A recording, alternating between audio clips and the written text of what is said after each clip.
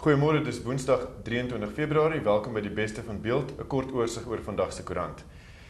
In ons hoofstories, die openbare beskermer het bevind dat 'n kontrak van R500 miljoen vir die huur van 'n hoofkwartier vir die polisie in Pretoria se middestad ongeldig is en onbehoorlik aangegaan is. Die polisie is skuldig bevind aan wangedrag en wanadministrasie, Virginia Kepler berig. Dan het graad 1 by 'n Pretoria laerskool platgeval gister toe polisie en transitierowers op mekaar losgebrand het tydens 'n mislukte transitierooftog daar. Hilda Fourie was op die toneel, daar's ook foto's.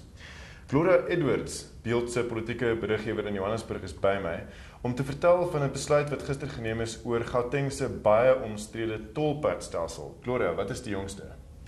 Wel, Waldemar, ons minister van vervoer, Sibongiseni Ndebele, het gister aangekondig dat die tolheffingsstelsel gaan opgeskort word tot verdere kennisgewing. Ons weet nie wanneer dit nou gaan gebeur nie. Dit sou die 23ste Junie sal hulle outomaties net tolheffings gelig het van verbruikers af. En nou is dit opgeskort. Dit kom nou natuurlik nadat die Gautengse premier, Nomvula Mokonyane, in haar openingsrede gesê het sy is nie geraadpleeg nie. Is sy wel nie geraadpleeg nie? Dit klink so onwaarskynlik. Dit klink wel onwaarskynlik. Dit is nie dat sy gekant is daarteen nie, maar sy sê bloot sy is nie geraadpleeg nie en die publiek moet hulle kommentaar kan lewer. Wat nou kan gebeur. Die publiek kan nou sê of hulle nou saamstem en kommentaar lewer oor die tolheffingskostes en die hele stelsel. Goed, maar ons kan nou nie vir lesers sê dat daar sal eindtyd, hierdie grasie sal nie eindtyd duur nie, né? Een van die tyd sal ons moet begin betaal om op die tolpaaie te ry. Ek neem so aan, ja, ek dink dit gaan wel kom, maar die publiek sal wel kan insette lewer oor die kostes veral.